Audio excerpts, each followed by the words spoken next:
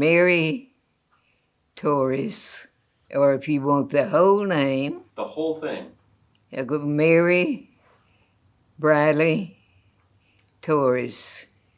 I am Gary Keith Torres, numero uno. I'm Glenda Wright, first daughter.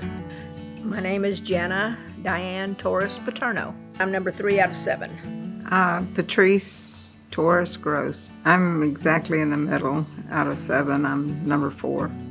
I'm Anita Torres. I'm the 5th child, the most important one out of 7. My name is Kevin Briley Torres. I'm number 6 of 7 children. My name is Kyle Torres.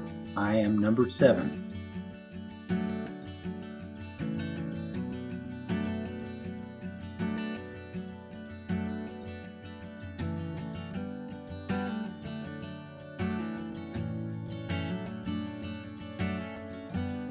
Good memories.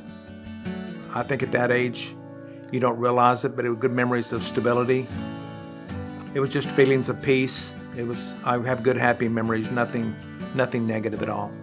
I had a real good childhood. It was peaceful.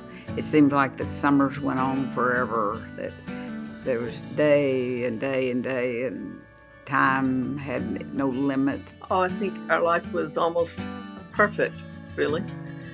We lived in a pretty ordinary house on a rural road. We had friends down the street, and we kind of ran and played like wild Indians, I suppose, in our early years. It was a pretty idyllic life, I think.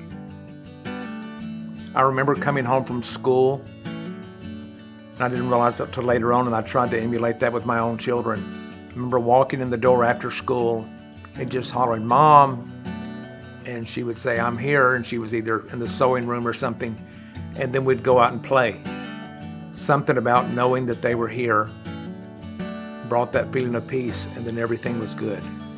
It was just, if I'd come home and she was at work and I came home by myself, it would have been very different. We were always secure in our home, peaceful in our home. Mom and Dad both were very forgiving for things that we did, and we did some things we shouldn't have done, and yet they were both very forgiving. She was always soft-spoken. She never got angry. She never yelled at her kids, and she never did. I don't remember ever seeing my mom angry. She was always in control of her emotions. She was honest with her emotions. She was a very real person. She was very kind-hearted, but she did have rules that she expected us to abide by. And I remember she had a little paddle, the kind that had the ball attached. Of course, no ball. And if you didn't do what you were supposed to do, then you got a little spanking with that paddle. We didn't worry too much about that little paddle. It was Dad's belt that we were more scared of. I remember if she were to spank us, which that's everybody did back then. There was nobody that didn't spank their kids. But I was never scared to get spanked by her because I knew it was going to be soft, and she would get out this little ping pong paddle, but then you didn't really feel it much. Now, if my dad spanked us, we didn't forget that. But I don't know, we didn't ever get in trouble with Mama. I don't ever remember getting in trouble with her. Hearing stories about you from your kids, I think that you kept his commandments. Well, because I had a good mother. She didn't say, "You better do this, you better do that." She taught us how to keep the commandments without jamming us. I don't remember her ever really getting angry. Sometimes I had to push and pinch. Like what? Like what? Like mothers do. She always expected us to keep her rooms clean and her beds made. And I wasn't always the best about doing that. And so she decided that she would charge me. I would get a note on my door when I came back from school you owe me $3 or you owe me $4. You get that. So most of the time I did okay. After she started charging me, she knew how to get to me. Always, she told me she was spoiled because she was the baby of the family, and so, and her dad wasn't around, and so her mother raised her mostly. She had her oldest brother, Cole, was like a father kind of to her, but she told me she was spoiled, and I said, well, how were you spoiled? She said, well, I probably didn't have to do as much work as some of the other kids, that were older. And I complained one time. I said, this is hard work. Why can't my sisters help? I didn't like outside work. I think it's because I had allergies.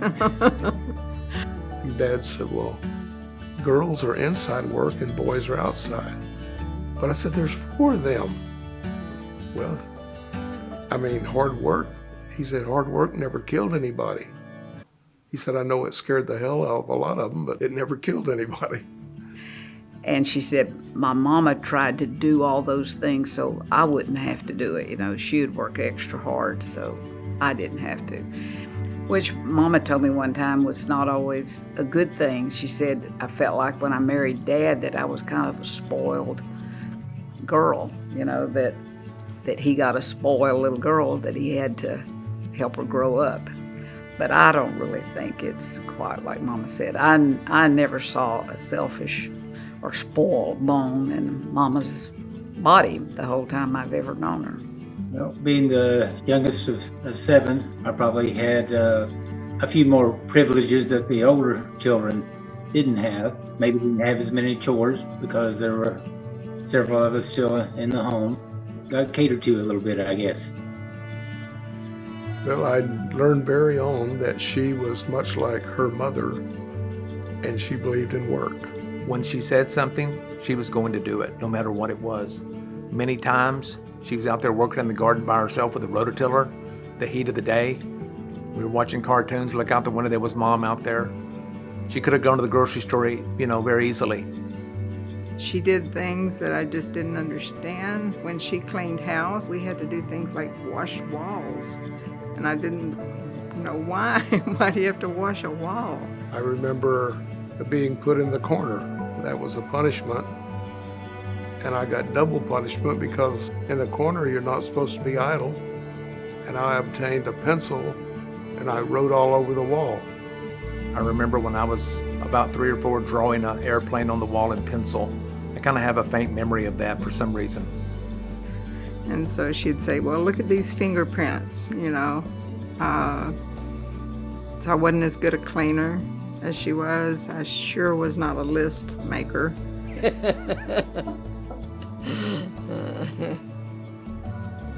If there's something that you could tell your kids and your grandkids that you would want them to remember forever, what would it be?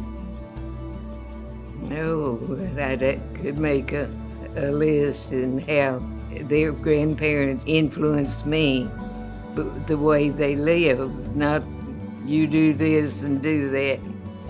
It was the way they lived that made the difference. We were taught from early on that we would find happiness as we served others, our fellow men. And so it became ingrained in all of us to want to give to others. So it was their example that made that difference. What's been one of the best experiences taking care of Mama during this time is reading her journals. Her journals opened up a whole new world, really, to me, of Nana that I didn't know. We'd come home sometime and she would be making a batch of rolls or something for someone and to take to someone. That's what she did. She didn't say, okay, everyone, I'm going to serve. I'm doing a service, She just very quietly did what she was supposed to do. And now that we have her journals and we've been able to read through them, and I thought, oh my goodness, she did so much more than I knew she did. And the interesting thing about it is, in there she has what she did each day. She would write down, I did this. She never told us those things. She didn't. I had no idea that she was making 100 quilts for the Salvation Army and Mom was always making things for other people. And 100 hats crocheted for the women and children's shelter, taking meals over to somebody, babysitting somebody's kid. She gave so much money and never said anything, help somebody with some tuition, a single mother or something broke. She would send a little bit of money to help with a repair, but she never told anyone. The service in her life was really, I think, the biggest part of her life. That's what she did. She served in the church, she served friends, she served neighbors. Mom and Dad both. Always Mother served in Relief Societies and primaries all her life. And a lot of that was service. I was thinking, when we said we were going to do this, and I was thinking, okay, what would be one word I would use to describe Nana? And the word that I would use is faithful. She has always been 100% faithful in everything that she was ever asked to do. And if it was out of her comfort zone, she did it anyway. I remember one time the challenge, to go and talk to someone about the church that you haven't talked to about it before, and she did. She went and found this person. It was hard for her because she wrote it in her journal, and we knew it was hard for her, but she did it anyway. One of my aunts had died. She was one of our favorite aunts. She was my dad's sister. Anyway, she was bedridden for a long time before she died, and so we got close to her because Mom would take us over there to visit her and bring her food, and she was funny. She was very blunt. She didn't want anything to do with the church. So when she died, my mom hesitated to do her temple work because she wasn't sure if she really wanted her to.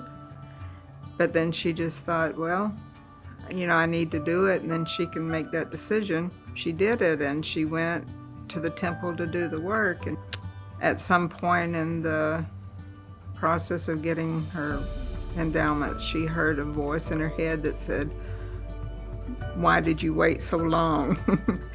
And she just kind of laughed, and she said, "You know why."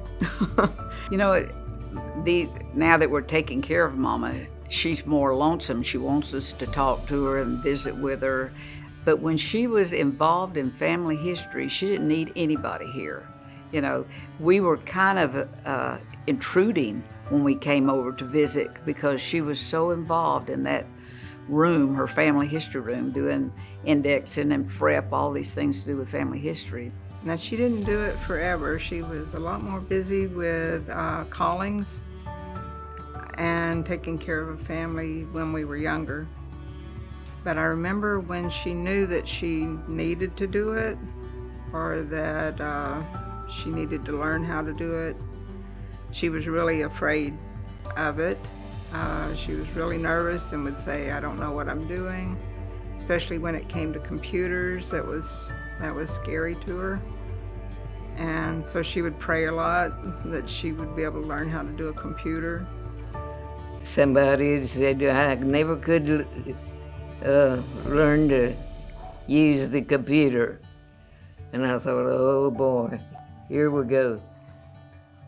And I learned it like that.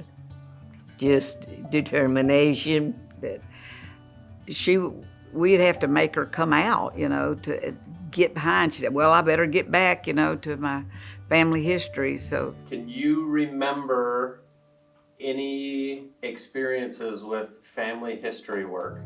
Oh my goodness, that's my second name. There you are, there's your answer. It was a joyful doing.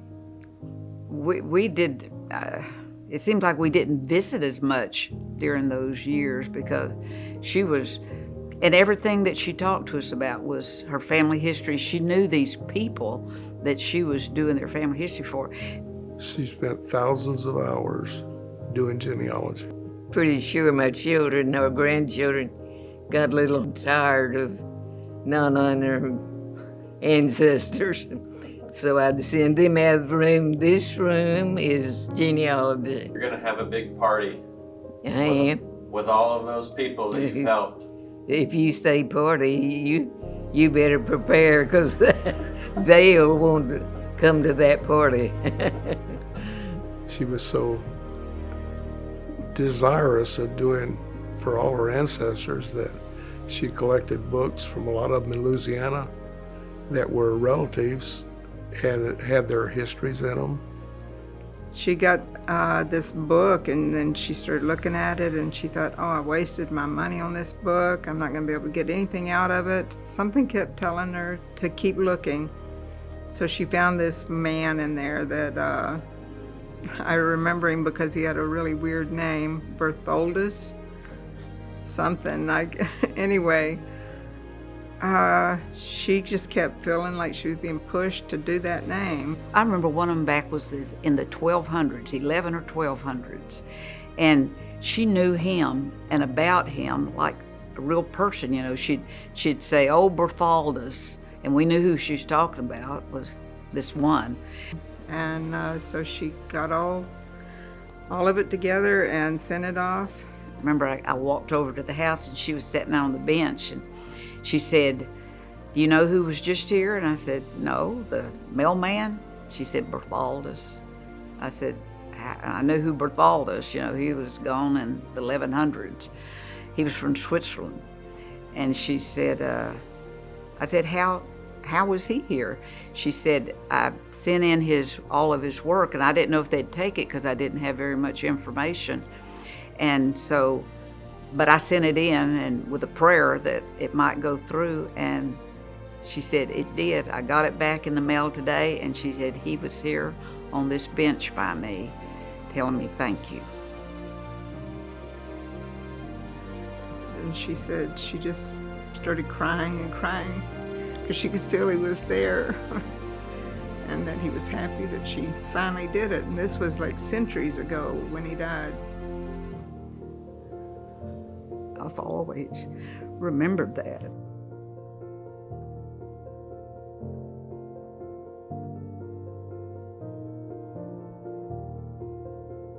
My father was very service-oriented also, and the story that always stands out, my mother and father worked with each other. They didn't work separately.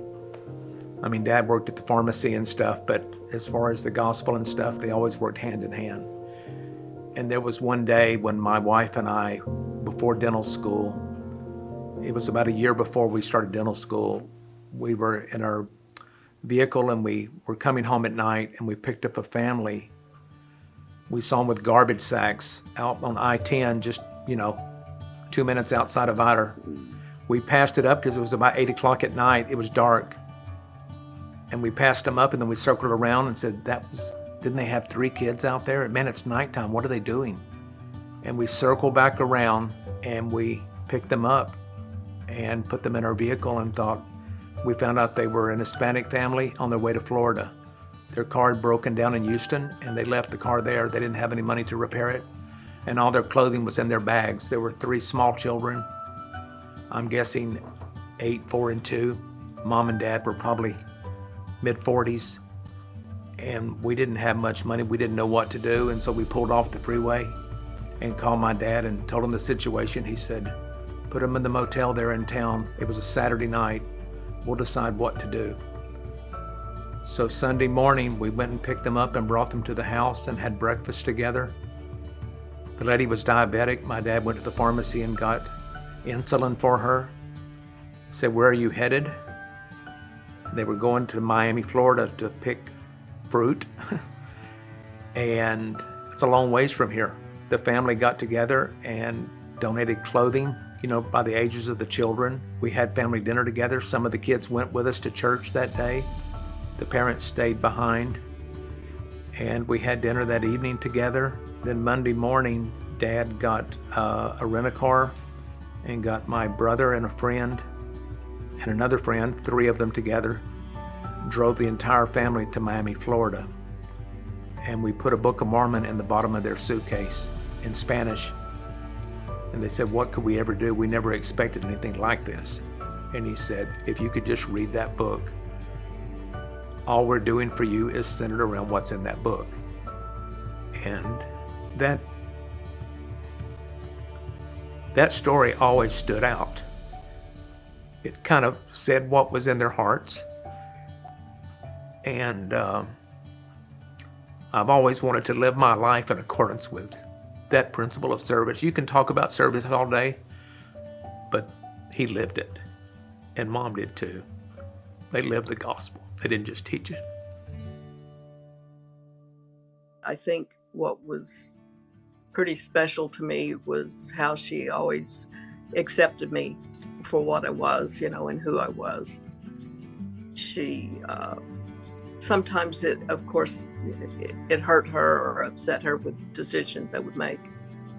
Things that happened in my life that were the result of my own bad decisions. But she never got angry with me. She never said, "I told you so." She just welcomed me back each time, She was darn near perfect. Her home was always a place you could go and know that you were wanted and loved. And going back to that will never be the same. And I know that she's watching along with my dad, and they will find ways to reach us. She believed in me when I didn't believe in myself.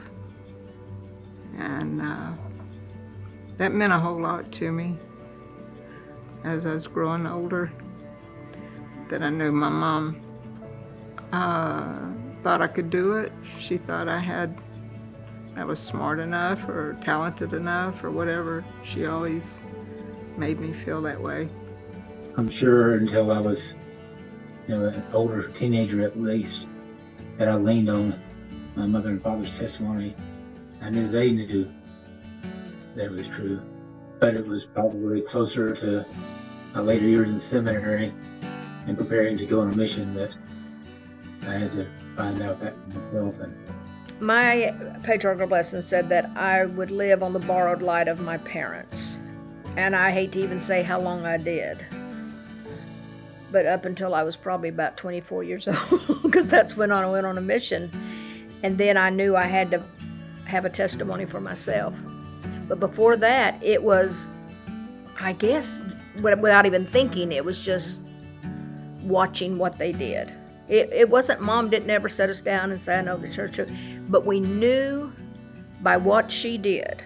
I don't even think I lived on a borrowed testimony too for longer than Jan did. But my mom and dad's testimonies were strong enough that it did sustain me throughout that time until I did feel like I had to know for myself. I didn't question the validity of the gospel at all. It was just something that was part of our life here at our home.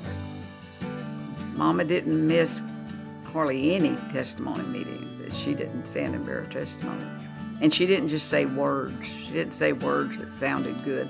I did that when I was little. I still remember some of my times of popping up and saying my same thing each testimony meeting. But one thing about Mama is it was her words and her feelings, and there was spirit in what she said. She didn't ever just say words. And I'm the one that puts her to bed. And when I put her to bed, I say, "Should we have prayers?" And, "Oh, yeah." And then she'll say, "Is it my turn or your turn?" I always say, "It's your turn." Every time it's your turn. And again, and those of us who are around her know that it's hard to have a conversation with her. She just really cannot carry much of a conversation because of her memory and lack of etc. But when she prays, she still prays. She knows how to pray, and she prays very sincere, humble prayers. It's been a real blessing. How things work out, I don't attribute many things to chance, but I'm glad that I've had the opportunity to take care of Mom the time that I've been here, and it's taught all us the children things that we needed to learn. We've all felt inwardly that she's left here because her kids needed to learn some important principles: patience, long-suffering, and giving back. Mom's wanted to go home. As of 2.5 years ago, she talks about it daily. I'm just ready to go home. Why can't I go home now?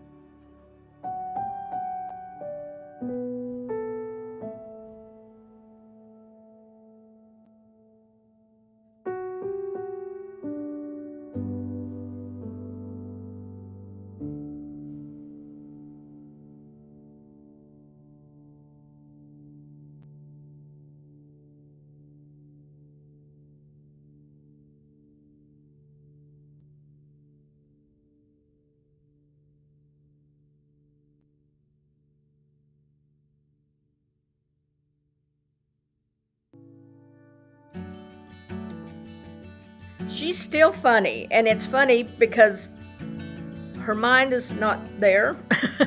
Can't think what they are. You are totally fine. But she still has a sense of humor. What's your name? Are you sure it's not pudding and Dane? Years ago, we were sitting around the table in here talking about something, and Nana all of a sudden said, "Quit your bitch."